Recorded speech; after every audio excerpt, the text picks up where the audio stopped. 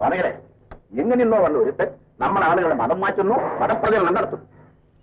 വിശുദ്ധ തോമായെ പറ്റിയാണോ ഈ ആക്ഷേപം? അതെ. അദ്ദേഹം നിർബന്ധിച്ച് ആരെങ്കിലും മതം മാറ്റുന്നുണ്ടോ? ഇല്ല, പക്ഷേ അത്ഭുത വിദ്യകൾ പ്രദർശിപ്പിച്ച് ആളുകളെ വശീകരിക്കുന്നു.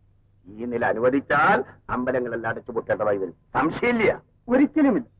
കുറെ പേർ അനുഭവങ്ങളുടെ വെളിച്ചത്തിൽ അതിനോട് യോജിക്കുന്നത് കൊണ്ട് ഹിന്ദുമതം ക്ഷയിക്കണമെന്നില്ല. സനാതനമായ ഹിന്ദുധർമ്മത്തെക്കാൾ ശ്രേഷ്ഠമാണോ ക്രിസ്തുമതം? പല മതസാരവും ഏകം. എല്ലാം ഈശ്വര സാക്ഷാത്കാരത്തിന് സ്വർഗപ്രാപ്തി ലഭിക്കുന്നതിനുള്ള വിവിധ മാർഗങ്ങൾ എന്നല്ലാതെ ലക്ഷ്യത്തിൽ എന്താണ് വ്യത്യാസം? അപ്പോൾ ക്രിസ്തുവും അവതാരമൂർത്തിയാണെന്ന അവിടുത്തെ അഭിപ്രായം? അധർമ്മത്തെ അകറ്റി ധർമ്മം സ്ഥാപിക്കുവാൻ ഭഗവാൻ അവതരിക്കുമെന്ന് ഗീത ഉദ്ഘോഷിക്കുന്നു. 550 വർഷങ്ങൾക്ക് മുമ്പ് ജനിച്ച ബുദ്ധദേവനെ ഹിന്ദുക്കളും അവതാരങ്ങളായി അംഗീകരിക്കുന്നു. അവതാരങ്ങൾ അല്ലെങ്കിൽ പ്രവാചകർ, പ്രചാരകരോ ഓരോ കാലഘട്ടത്തിൽ ജനിച്ചേ നോക്കൂ. ക്രിസ്തുദേവനും ആ രൂപത്തിലായിരിക്കുമെന്ന് വിശ്വസിക്കുന്നതിൽ എന്താണ് അബദ്ധം?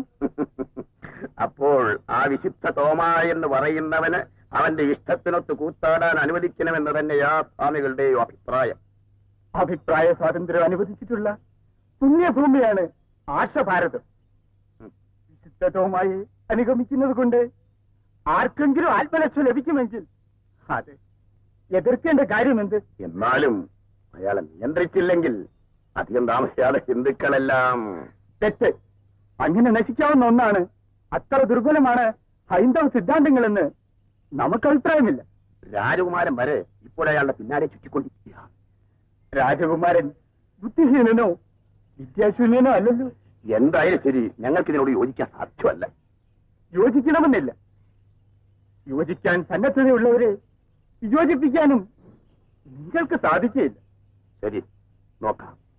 അവന്റെ മഹാശക്തി ഒന്ന് അറിഞ്ഞിട്ട് നല്ല കാര്യം.